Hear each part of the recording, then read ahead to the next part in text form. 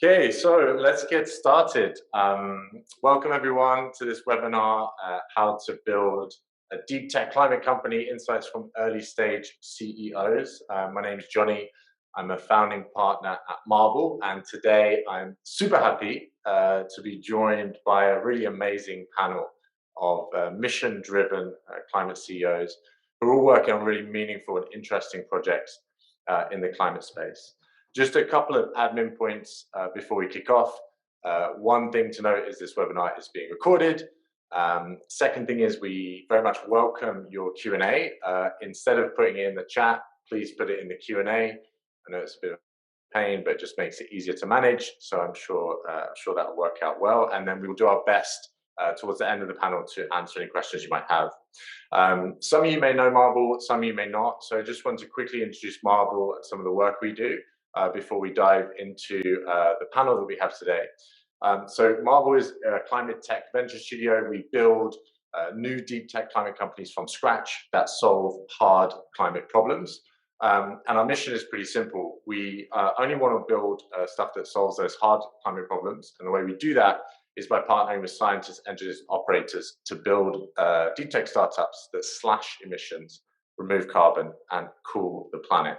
And really what we're on a search for is the talent who has both the skill and the will to come and work in climate. And our job is to help them find the best possible idea, bring them together with the best possible team, and give them the right support and funding to be successful. There's a three-step process to our program. So we start by looking at spending 3 months where we really try and find the best idea. We cast a wide net at the intersection of science, the climate landscape, and also the market. And then we use a number of processes to refine those ideas down over time until we have something that we think could be viable. And if we think we have something that's viable, we then work with you for another 6 to 9 months where we turn that idea into a new company. And one of the key things there is obviously bringing the right co-founders around the project. Given that this is a webinar on being a CEO, worth noting that at the moment, 50% of our first founders will go on to be the CEO of their new companies, and 50% of our first founders will go on to be the CTO or the CSO of their new companies. I'm sure we'll animate some of that conversation as we go.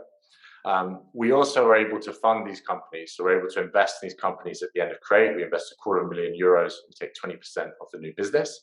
And throughout the program, we're able to support you financially with a stipend of €2,500 a month as well. If we fund the project, we're then also around to support you in your next leg, which is typically raising seed. Again, another topic we're going to touch on with the panel today. And we have a great relationship with the top climate tech VCs, private angels, and also non-dilutive capital to help your company succeed. There's a few things we're super interested right now. So I just wanted to touch on a few of the areas and give you a flavor. Everything that's here is also on our website. So please feel free to go and check that out, and you can see all of this in more detail. But to give you a sense, one of the areas we're interested in bioproduction, so things like how do we scale up bioreactors, looking at things like cell-free biocatalysis, and also computational biology, among others. Still very interested in DAC, use and storage as well. So looking at how can we drive radical energy efficiency across both CO2 capture and release, looking at whether we can find interesting integration plays between sequestration or conversion. So Sarah will have some things to say about that as well. We're also interested in the topic of mineralization. So looking at things like mapping alkaline resources, looking at how we can speed up reactions, and also looking at scalable logistics for moving that material around. The ocean is obviously a huge topic. A few of the things we're interested in, electrochemical approaches and also improvements in that space. Very interested in algae, both for production and processing improvements, as well as obviously MRV, which a lot of people are talking about right now. As well as a bunch of other things on our website. There's a big chunk for ocean as well, so if you're interested in that, don't forget to check that out. And lastly, desert agriculture. So ideas like terraformation of land, optimizing crop selection, resilience, and also looking at business model and financing innovation. Everything that I've talked about here is on the website. So I don't want to take too much of the time, so I really want to dive into the panel. But if you're curious about any of those topics, please do visit marble.studio. Have a look, see what we're interested in building, and if some of those areas are interesting to you, we would love to hear from you. So, as I said, it's absolutely scorching in this room, by the way. So if I look like I'm dying of heat, that's probably why. It's not nerves. As impressive as these three people are, I am literally sweating because it's 36 degrees and there's no AC in the office today, which is great. So, with this very impressive panel that we brought together, of Peter, Sarah, and Fabien, we're going to be diving into the topic of what does it take to be a deep tech CEO in climate. And I'd love, if it's okay with the panel, to get us started, if each of you could give us a quick intro to who you are, tell us about what you're working on, and also give us a few sentences on what was your life like before you were doing what you were doing now. What were you doing before you jumped into climate? Sarah, you're front and center for me on my screen. So do you mind kicking us off? Yeah. Thank you so much for the invite. Hi everyone. So I'm Sarah. I'm the co-founder and CEO of Dioxycle. So at Dioxycle, as the name says it, we are recycling carbon dioxide into everyday fuels and chemicals. So I mean today, even just the production of fuels and chemicals, not even their end of life, emit a lot of CO2. And so instead of that, we are developing novel systems to take only CO2, electricity, and water, and to reproduce these fuels and chemicals from that. So not only reducing the emission of the process, but also taking some CO2 out of the atmosphere or wherever it's sourced to make these products. And so how did I end up doing this? So I did a PhD in the topic. So actually, you were asking Johnny how how our journey has changed before and now. I mean, it hasn't changed much for me. I've been in this field for 6 years, 6 years and a half now. I have a PhD in chemistry, and we did joint research with my co-founder David Werkley, who is English, I'm French.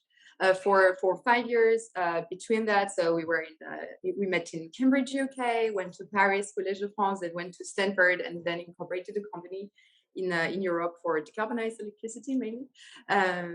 So that's the story. And I think perhaps one thing I could say about us is that right now we are 10, and we are really focusing on the system level of the technology. So we are bringing together engineers, process engineers, chemists, mechanical engineer, and I think that's quite unique.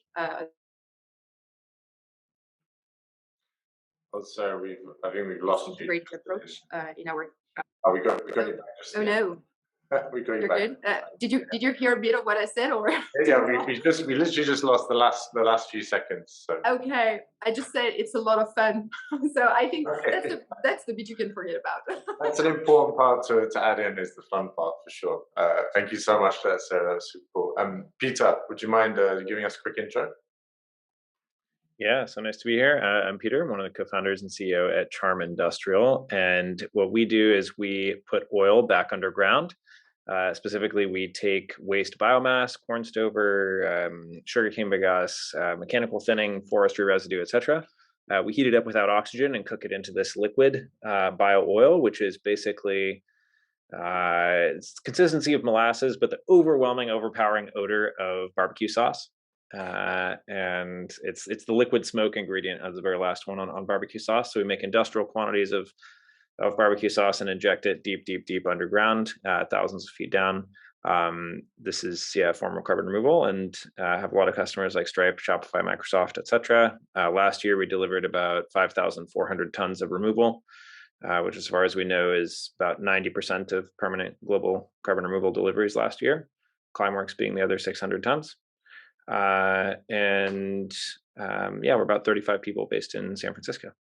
And before this, I studied aerospace engineering at MIT, and then dropped out, and very cliche Silicon Valley story, started a software company with my roommates, which we sold in 2020. Super cool. So if it smells like barbecue, I assume you spend your days constantly hungry when you're on site. It's a really nice smelling barbecue if you make it from mesquite or some other kind of like nice hardwood, but when you make it from corn stover, it's a little acrid, so doesn't quite make you hungry. Thanks so much, Peter. It's great to have you. And Fabien, would you mind bringing us home on this? Yeah, sure. Hello, everybody. Nice to meet you, and thank you for having me, Johnny. So basically what we're doing at Genomind, we are building metal forms. So how does that work? We are basically genetically enhancing plants that have a very, very strange ability. They have the ability to extract one specific metal in salts that is called nickel, extensively used, especially in electric batteries for the cathodes. So yeah, we are a team of 15 people at the moment based in Paris, seed stage. Many researchers, except me, naturally. I'm a former mining engineer. Worked in the industry. I basically hated it and thought, okay, I want to do something else. I want to extract metal in a different way, I would say, in a way that is more sustainable. Super cool. So coming back to disrupt your own industry, Fabien. Yeah, basically that's it. Very cool. Super great to have you all. Thank you so much for joining us. I want to kick off by asking you a question a bit about a reality check, right? I think everyone idolizes the role of CEO, seen as like the big job, maybe arguably the sexiest. You're the face of the company. You're on podcasts. You're on webinars with Marvel. What's the real reality, right? How is the day to day in the real world leading these types of companies? Maybe I'll jump in. I love it. So I will say that like I think the good things about it are awesome, and I would do it again. I am doing it again, so that's the proof in the pudding. But I mean, there are certainly challenging parts of it. The most challenging part for me as Segment grew, which Segment grew to about 600 people before we sold the company. So I encountered a lot of the growing pains along the way. Some of the things that became hardest for me were one, just like the context switching. When you have to cover the like full spread of issues that come up in a company of any size, whether it's 30 people or 600 people or more, like being in a conversation where you're letting someone go, and then the next thing doing an interview with the press, and having to show up well in both of those things and be emotionally present and appropriate in both those settings. That's hard. I think another thing that as a company really starts to scale, not necessarily in the early stages, but as a company really starts to scale, it was really challenging to be constantly sort of up-leveling the management team in particular. Like just when you start to build a really strong relationship with the management team, often it's like you realize that this person who's been around the longest maybe isn't actually succeeding anymore, and it's time for them to go do something else. And so that sort of musical chairs that has to happen as a company is growing really fast can be really painful. So anyway, those are some of the things that I found particularly tough. But I would say overall, it's amazing to get to see across an entire business and to sort of be able to spend your time where you want inside a business. And I love all of those things about it. Super cool. Sarah, Fabien, what are your thoughts? What's it like? Yeah, on my side, I really love it. Frankly, I think I'm super grateful for the opportunity to be able to build something crazy, get funded to do that, etc. It's just naturally it's hyper difficult, as Peter mentioned. But I think it's super interesting. I would say that the most difficult on my side is basically to rationalize, to keep in mind, okay, what we're doing nobody has done before, but on paper it works. And the thing is that you just have a lot of elements that are pointing you in the direction like, okay, you should be doing that.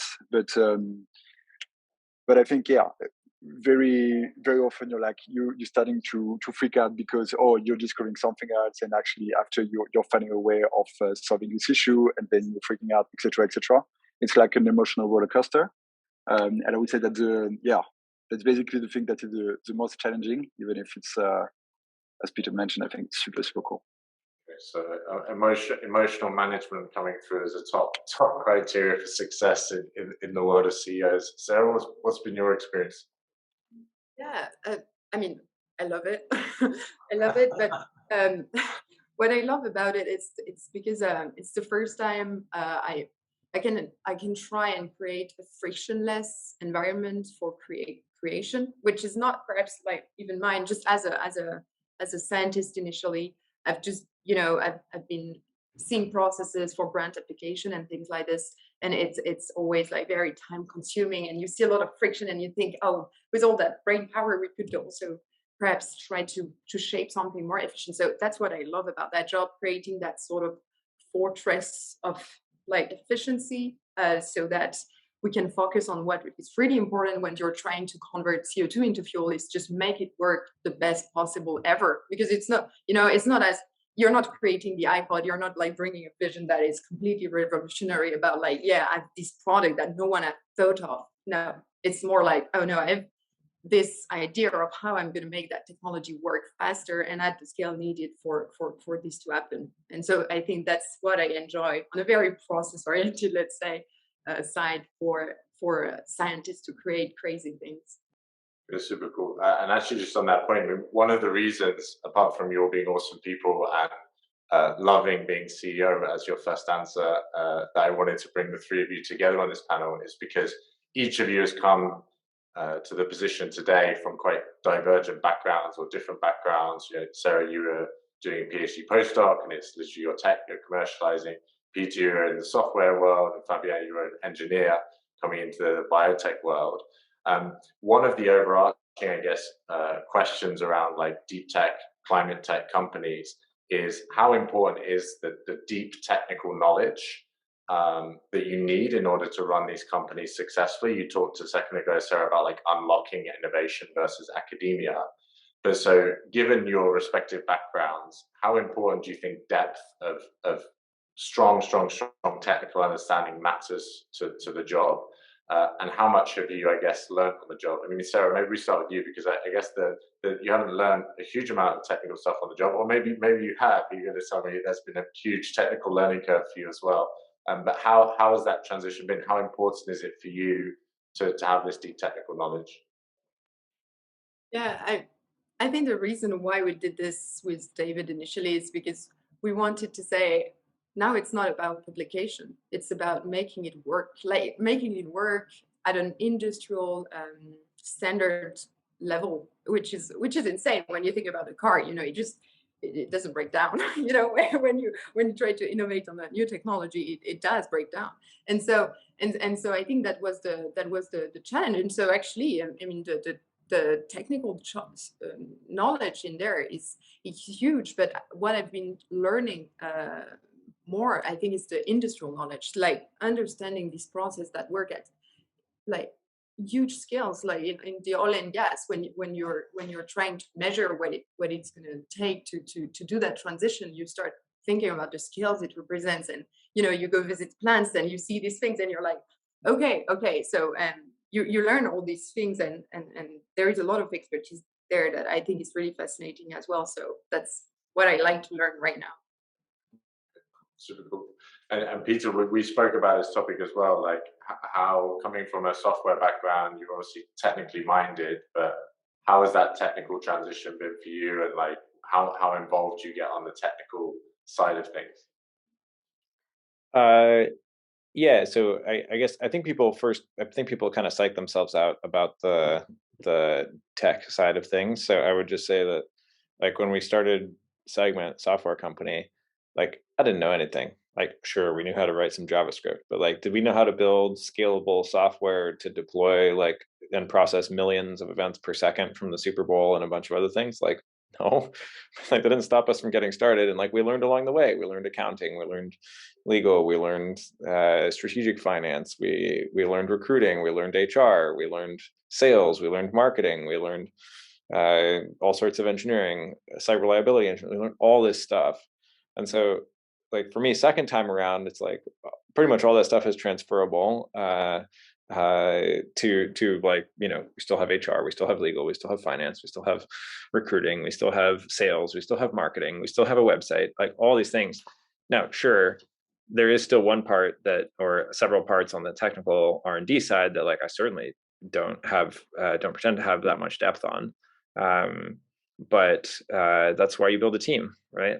Like, the CEO doesn't, by definition, should not be doing most things, and so that's why you hire a team. And in that case, it's my co-founders Sean and Kelly, CTO and chief scientist, who are fabulous engineers and who are driving, like, how to then build the team that goes and builds the pyrolyzers and the gasification systems and so on. And I can help more on the product side there, because again, product is somewhat transferable. But I think people shouldn't psych themselves out about this stuff too much. Like, your goal as a CEO is to build a team that executes against the thing. And so really your skill needs to be more about recruiting and so on than it needs to necessarily be about the deep tech. Okay, super cool. Just before we go to Fabio, Peter, there's something you mentioned, I sort of think it relates to what you just touched on in your first answer earlier around the challenge of like replacing management or people kind of the company outgrowing certain people that you've onboarded. Can you just elaborate a bit on that? I know there's different advice in terms of, for example, not giving certain titles away too early, or not installing people in a very senior position very early on. How have you approached that sort of the company outgrowing the current top dogs in those roles? I guess two things that I learned. One is people often talk about like hiring for slope versus the y-axis, and I think that's very true. So, for example, if you hire like what's a good example from Segment's history, like this guy Kevin Naparco that we hired at Segment. He was hired to be an analyst, but over the last 6 years, he's now VP product at Segment. Like I'm not there anymore, but he's running product, and like that's a high slope person because somehow in the course of 6 years, when the company went from 30 people or so to now within Twilio, it's probably 1,000 people. So it grew by a factor of 30, but his scope and his role expanded during that time. So finding people who are that hungry to learn and that hungry to grow and that open to feedback, that's the key, I think, to having people who can really like grow for a long time. Now you need to blend that like junior, super hungry, first principles oriented type people with experience, because you can't have all junior people running around, then it's chaos. So that's maybe the approach now, is I try to hire some people with experience and some people who are figuring it out for the first time, but are just like incredibly hungry. I don't know if that's helpful or not, but I guess maybe one other story is after we raised our Series D at Segment, one of the investors, I was like, man, I just feel like I'm always recruiting for an exec position and I'm just like musical chairsing my way around. Like this person is now like struggling, and so I and not in a repairable way, and so I need to replace them. And the new Series D investor looked at me and he said, Peter, that's the job from here on out.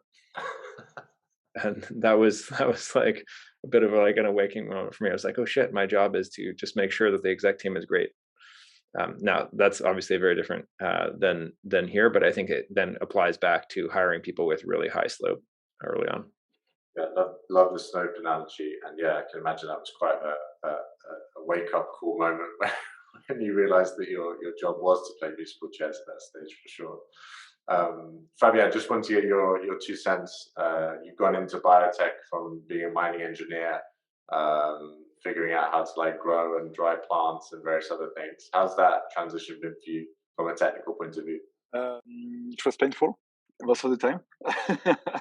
I would say no. I mean, biotech is super interesting. It's for me, it's Christmas every day. I'm discovering a lot of machines, a lot of techniques to modify plants, etc. A lot of things that in the past I thought was impossible. The thing with us is that we have decided to opt for a vertical integration strategy. So we are not only, I would say, producing the plants. What we are doing is like identifying the sites, producing and modifying the plants, operating on site, and recovering the biomass, and processing, I would say, the biomass into metal that we are selling. So it feels like there's a lot of different fields in the company. So basically, I would say that our job with my co-founder is basically to try to make sure that people are able to speak the same language all of the time. So it's sure that we need to have a basic understanding of what they're trying to do, of the science, etc. But at the end of the day, we of course don't want to. We don't have time actually to focus on everything and to be experts in everything. It's also not our goal. I believe, and I think I need to refrain myself very often actually from diving into specific subjects because I'm a big nerd. I love it actually. I love to understand the way it works, and the way we can actually extract metal and process it into the exact right compounds that the battery manufacturer want, for instance. So I would say that it's super important to be technical, but not too much. I would say that would be my conclusion. Super cool. Thanks. I want to switch gears a bit. We had a couple of questions about it in the chat as well. It's a topic I want to touch on, which is funding and finance. So all of you have raised money in different stages and in different forms, as I understand. Can you give us a sense of, like, when it comes to raising money in climate tech, for deep tech specifically, help us understand, like, what does good look like? What were you showing investors at certain stages in order to get them on board? And give us a sense of what do you see as being the metrics for success, both like technical and also commercial, that you think future CEOs of these types of projects really need to pay attention to? Does anyone want to jump on that one straight away? Yeah, would love to.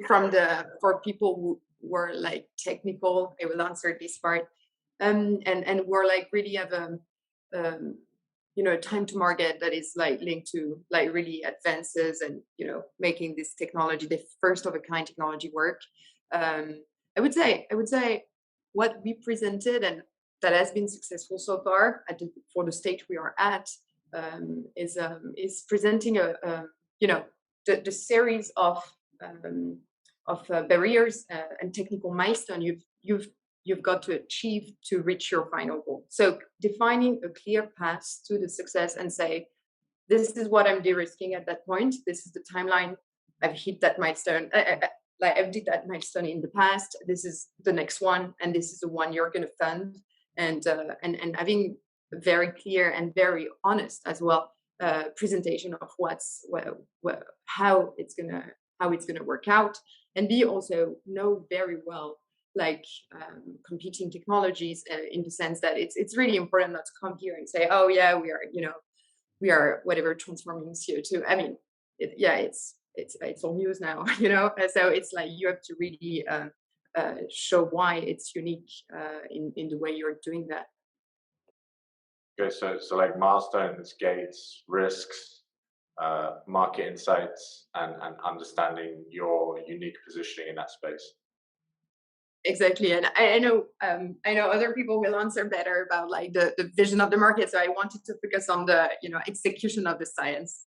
Yeah, I think it's a great answer. I think you touched on a lot of key points. Peter, do you want to compliment?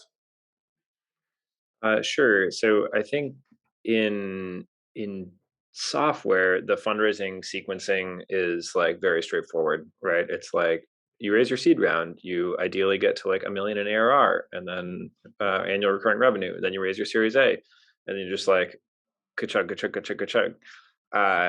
In deep tech, that's not quite the same, right? And I think that fundamental difference is maybe what I can try to highlight in terms of my two experiences. What I see both for Charm and for other companies, since I'm now on the investor side as well, is that the first angel round for a really cool, like sciencey deep tech idea is actually not that hard. Like there's a lot of investors who are really excited at the angel round. They get in at the ground floor and like it looks very promising. If things go well, then at some point you have to build the first of kind or the first demo of meaningful scale. And that might not be the first machine that gets built, but at some point something of meaningful scale is going to have to get built. So like for Charm, for example, there will be a demo that we will build of gasification of bio oil to make steel. And that will be like a $20 to $30 million project. There's just no way around it. Like at some point that has to get built, and it is not going to be economically viable in terms of producing revenue. And so the question is like, how do you fund that? Because that second, third, whatever it comes, that chunk of money is a high capital cost and doesn't yet have kind of like the commercial economics to support it. And then after that, you pretty much quickly get into project financing and other forms of cheaper capital that allow you to raise massive amounts of capital and build large projects and so on. So it's actually bridging that middle round is actually the one where I see most companies kind of struggle. And I think the way through it, there's a question in the Q&A about is commercial skills important on the founding team. Commercial skills are important for that round, because at that round, if you aren't showing commercial traction when you're going out and raising like $30 to $50 million to go build that facility and support the core company through that kind of, like, no one's writing you a $50 million check without some like pretty serious indications of commercial interest, even if it's not getting recognized as revenue per se. And so I think that's where those commercial skills become really important. And then after you've built that and demonstrated that, and you've got the commercial interest, then like floodgates kind of open. I think, but that valley of death around that first demo plan is, I think, the hardest one to navigate through. And it comes back to pre-selling capacity on future things, I think. So you use a pre-sale strategy to demonstrate that commercial demand to give people the confidence to fund that scale of project. Is that right? Yeah, exactly. Yep. There was also, just on that topic, a question about non-dilutive. So you said in your answer that you felt it was very easy to get angels together for the kind of very, very early stages. One of the questions was, I guess, non-dilutive capital. How much should you make use of that before you go and look at institutional money? And maybe more broadly as well, like, how have you used as a group non-dilutive finance as well as dilutive finance? How do you think about that combination of the two? I have a strong opinion on this that may not apply to everyone, but my strong opinion is that it's too slow. Non-dilutive financing is just too slow for us. We kept looking at it over the course of the first few years, and I was just like, this is ridiculous. Like, if we could raise like $1 million grant now, fine, and like fund the thing that's going to happen, but it's going to be like a huge process to like write it, and then it's going to take a while to win it, and then it's going to take a while to pay out, and by then we're like it's a year and a half gone by. Like we're on to like totally different problems. It's not even relevant anymore. So we have done no non-dilutive like grant funding for Charm. And I think it's just too slow for a venture-backed company. I think it could be good for smaller companies, but I don't see really how it fits with venture. Okay, understood. And Fabien, you raised your seed pretty aggressively, pretty early on in terms of like the company's history. What were the things that you were showing at that stage? What were you demonstrating? What were you having to prove at that point in time in order to raise that round successfully? I think I would join what Sarah just said.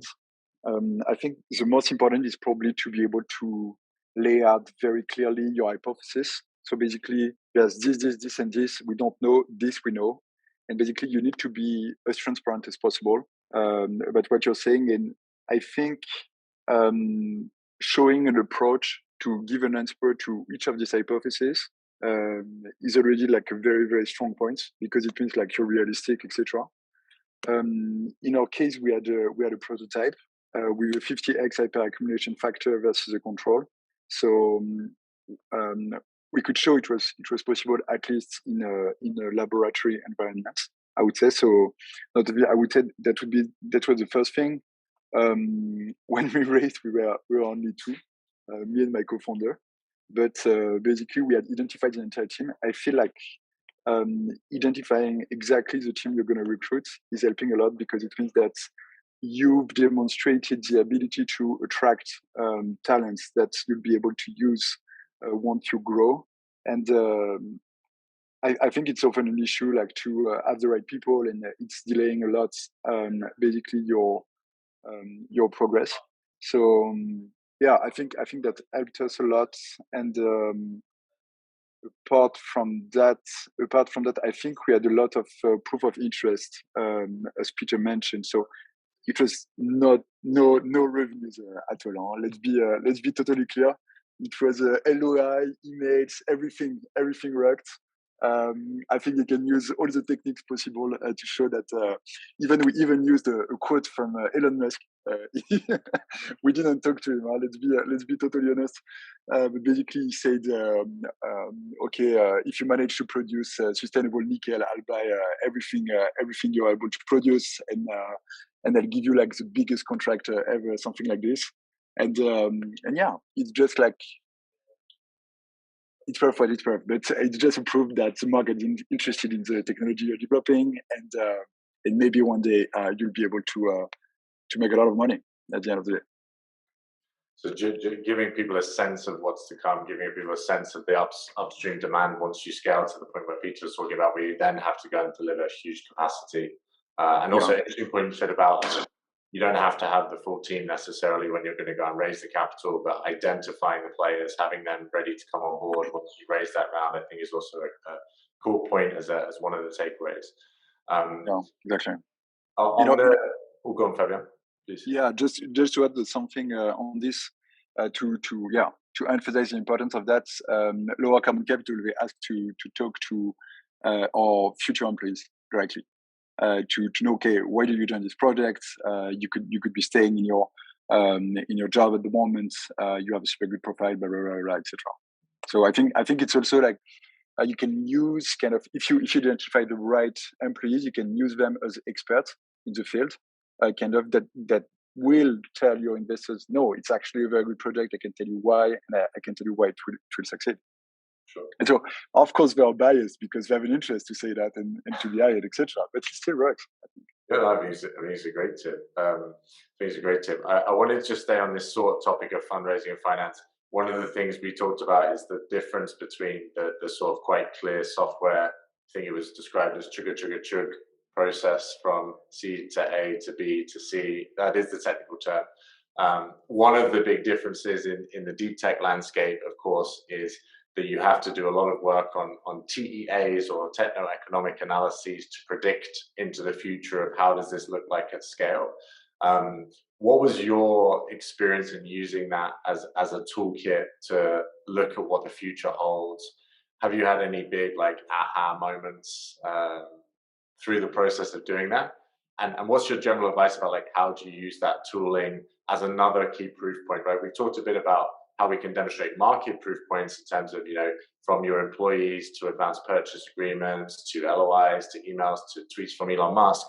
What about demonstrating the technical potential of the project through these kind of economic tools like TEAs? Yeah, maybe I'll take this one. That's good. But I'm super curious about your answer, guys. I want to know what you reply to that. For us, basically, it was super important because it's basically a mining issue. You don't want your extraction process to be more costly than the price of the metal itself. So it was just super important that's actually the first thing we've done when we were even thinking about this project. Thinking, okay, if we manage to reach this hyperaccumulation, does that make sense? And after we compared that versus the hyperaccumulation factor, we've managed to produce in lab, saying, okay, if we manage to do, I don't know, 1/10 of the efficiency we managed to do in lab, we managed to do it in the field. Would it work or not? And yeah, we really looked at this on a very, very pure economic model, saying like, okay, the value of metal is this. We discounted it, thinking like, okay, what happens if, for instance, I don't know, like we discover a large deposit of nickel sulfide, and we are able to produce a lot of nickel class 1 in the US, for instance, or whatever. So the doomsday scenario, are we still able to produce and be profitable or not? So yeah, it was super important for us. Okay, very clear, thank you. Sarah, Peter, anything to complement on TEAs?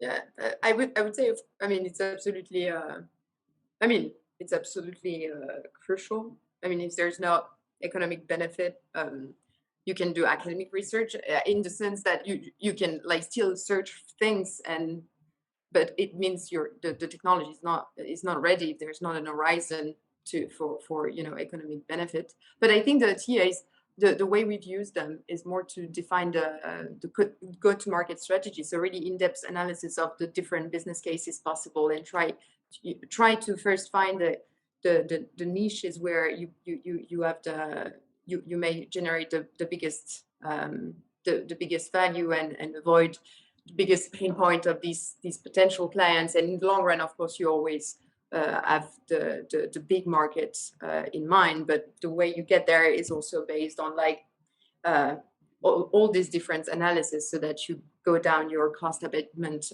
curve while you keep scaling and demonstrating that your product is working. Because there's a lot of people doing a lot of things in this field, and the question is like, are they as many demonstrators as as companies in this field. And I mean, Charm is a great example of a technology that is actually on site. But like, I think this is really important to actually put a first demonstrator somewhere, even if it's a smaller market on the way, so that yeah, you have it there and it's working for someone.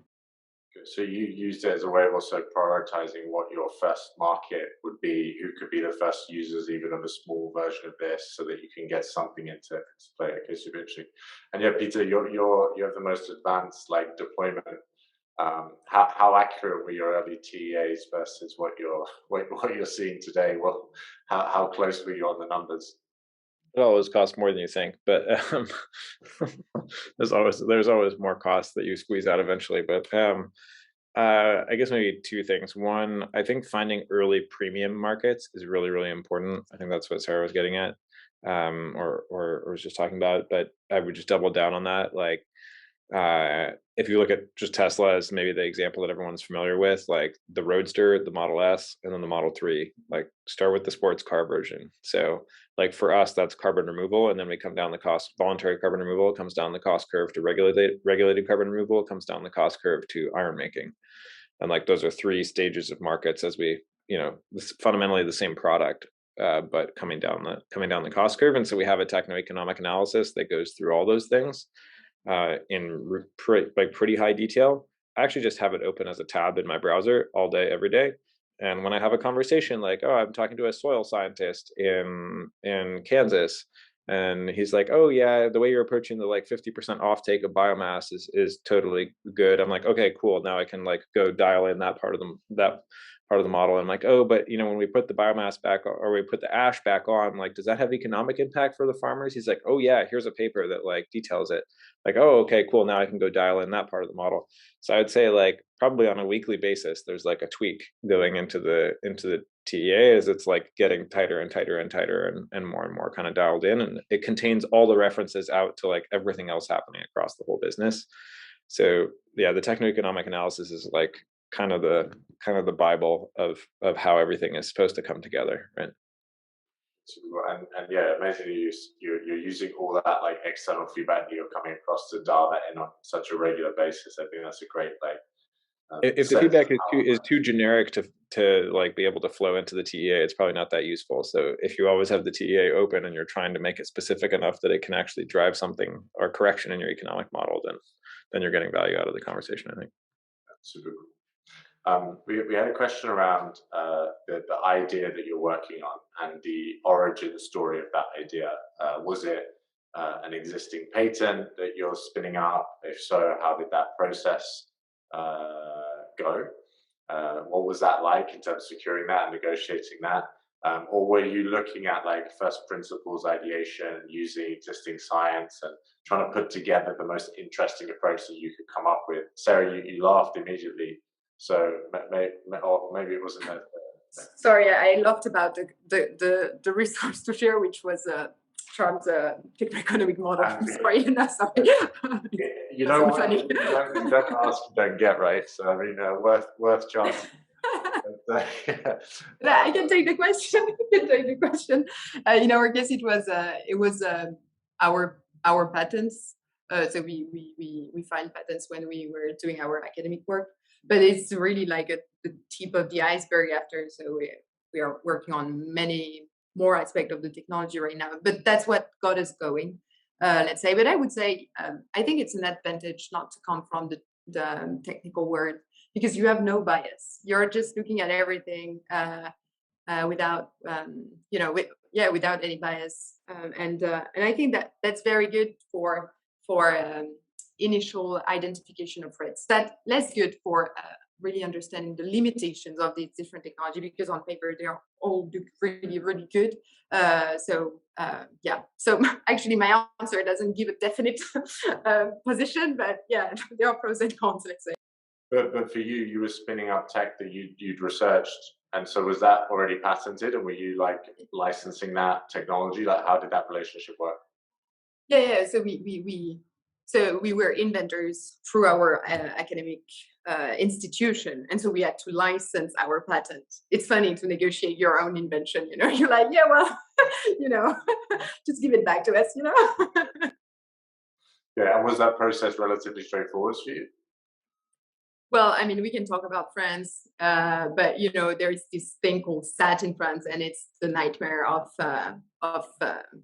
making a company. So I would say, yeah, if you can raise fund and just file your patents afterwards, that's better. But you know. Okay. And Fabien, Dali's Tech, where was it by the time you started working on it as a company? So for us, it was a pretty different story than the one of Sarah. Basically, when we started, we reviewed a lot of ideas we had, and we scored them.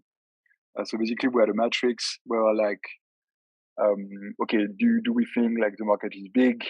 Do we think we are able to build this technology? Do we think we are able to build defensibility, meaning like protecting the technology with patent, with trade secrets, all of these kind of things.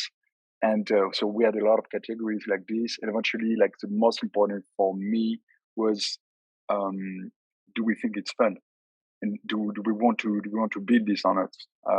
Because I think it's probably something we didn't mention so much, but it's so hard that you want to be working on something that's really important for you at the end of the day. And that was our case. And so we reviewed all of these ideas, and then we ended up saying, okay, like we're going to work on extracting metals with plants because if it works, it's going to be very, very cool to farm for metals, I would say. And that's the way we started working on this. So we didn't really benefit from.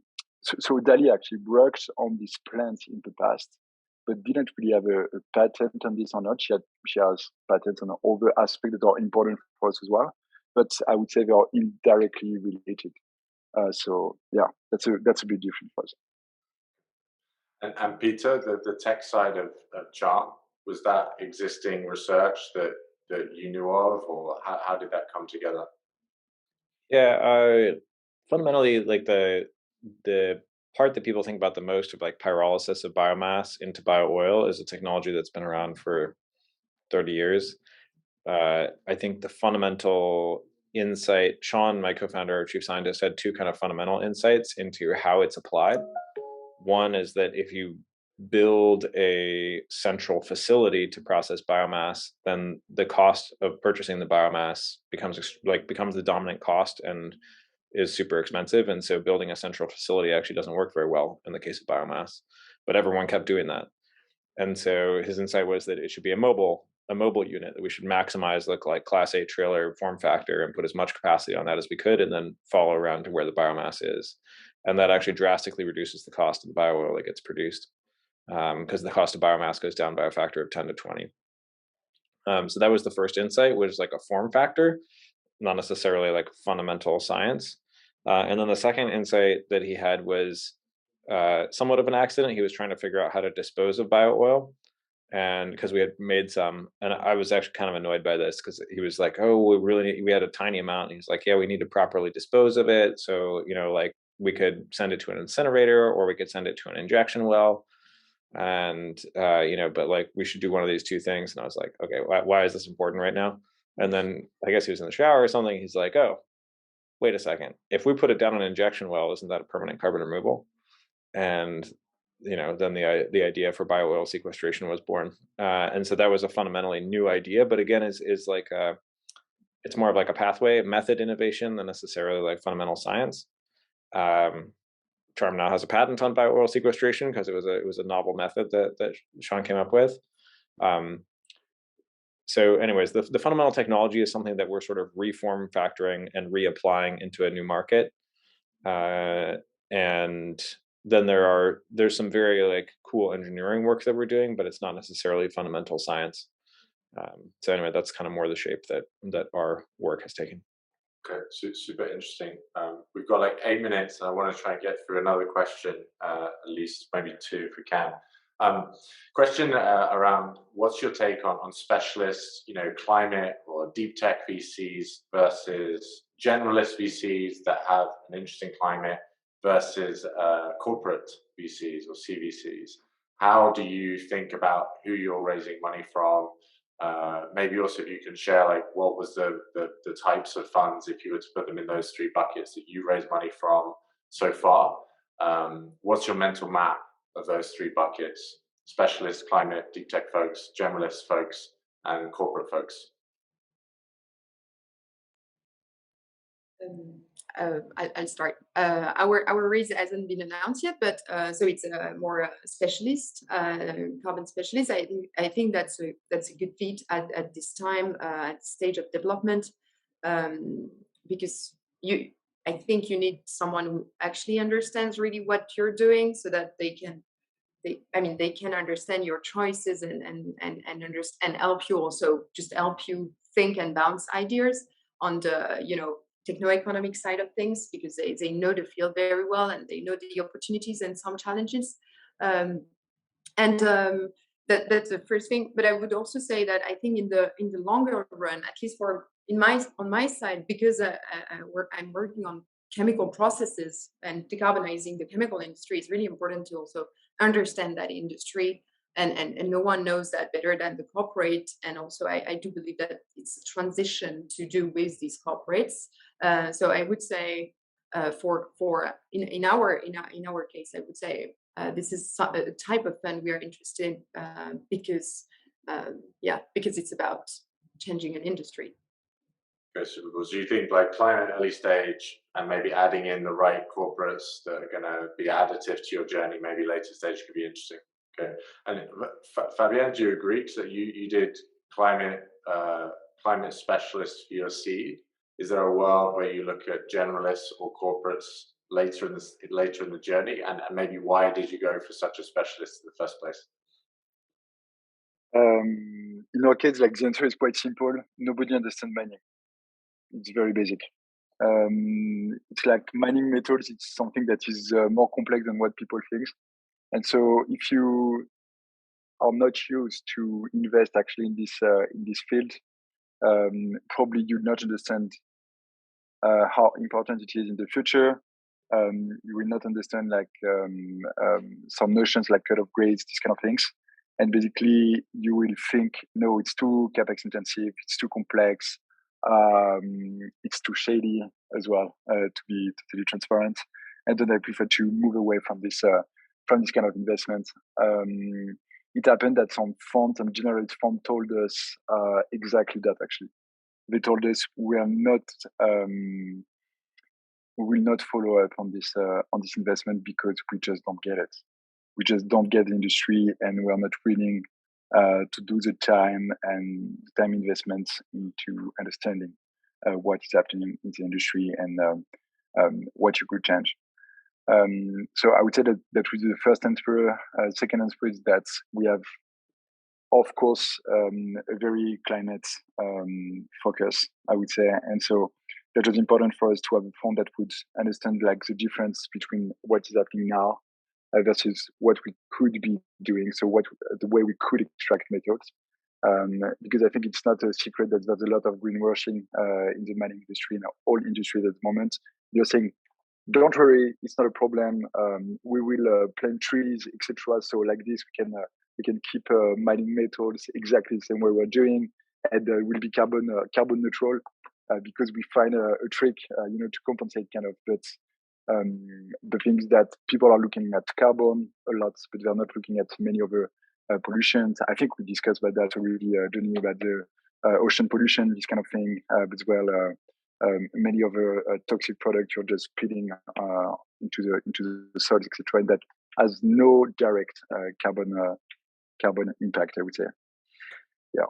So another vote for the need for specialists, I guess, from your point of view, to understand the problem from the climate point. Yeah. And the other things I would say regarding CVCs, corporate VCs, to answer your question, I would say that it really depends on who are these corporates. If, for instance, they are potential clients, I think it's really a mess. because most of them will think, most of these potential clients in the future will think, okay, but if I'm giving you this data, how could I be sure that actually this data will not be in the hands of my competitors at some points? It's really something we saw. And yeah, basically that's it. Understood. Peter, quick sentence on specialists versus generalists versus corporates. I mean, I think we should all be grateful that there's a huge variety of venture capital out there, because at different times you want different things. For example, in our Series A, we wanted two specific things. I wanted someone who had deep political and policy connections. So that was John Doerr's family office, like Connor Perkins, John Doerr. He could like have his friend, the senator of wherever, come by and like get a tour. And that's helpful to us in the regulatory world. And the other thing that I wanted was experience to fast-moving hardware companies. And so the other co-lead on the Series A was VY Capital. It's one of the largest investors in SpaceX and the Boring Company. And so those are two specific things that I wanted. Among like the entire world of VCs, I think getting really specific about what advice and network and resources you want from the people coming in is the number one thing. Another very specific example is like a corporate VC, I think should almost never be involved unless they are also signing up for something else non-dilutive, signing up for an offtake, signing up for co-location of a demo. Like they should be signing up for something in addition to putting the money in. And like we're considering that for our next round. Like if someone wants to sign a really large carbon removal offtake or partner with us on a steel plant demonstration, like okay, maybe you earn your spot in the next round. So I think just being very, very clear about what beyond the capital, like set aside the capital for a second, like what value do you want out of that investor is the most important thing in evaluating any of those buckets or any of the other massive variety that's out there. Super cool. Yeah, I think all of you have, none of you said, it depends who can cut the biggest check. All of you in your own way, I guess, said, which you summarized super nice there, Peter, is the money plus, right? What's the strategic value of that investor they're going to bring? We have like 1 minute left. I'm going to try and do a quick fire. Like if you were to give one sentence, one takeaway piece of advice for people who are either on this journey or thinking about getting in this journey, what would be your one takeaway? Peter, do you want to start? Because we're still with you at the moment. It is an extremely thin frontier, and so you should come join the frontier. We need as many people out here as we can get, so go. Super cool. Thank you. Fabien? Yeah, it's not as risky as what you might think. Nice one. Sarah? It's all about the mission, so go where you bring the most value to society. Super cool. Wow, that was really efficient. Actually, you guys nailed that. Thank you so much. We are exactly at time. Thank you so much, Sarah, Peter, Fabien, for your precious time and also for your super valuable insights. There are probably about 1 million other questions that we could get through, but we simply don't have time. We did record this webinar, so we will be publishing that in the coming days, so look out for that. You can always watch it back if you want to make sure you don't miss any of the top tips, insights, and advice that we got today. If you're interested in keeping up with Marvel, please do visit our website, marvel.studio. If you want to do something and join the thin frontier and make it a bit fatter, and you think you've got the skills to do that, then we'd love to hear from you. You can apply on the website. Feel free to follow us as well on LinkedIn and Twitter. And also go follow Sarah, Peter, and Fabien. They all have Twitter or LinkedIn or both. Check out what they're doing. Well, I've tagged you in some stuff, Sarah, so I hope it was you. So yeah, thank you so much, all of you, for joining us today. Thank you everyone for tuning in. This was absolutely amazing. Appreciate it, and we'll catch you next time. Thank you.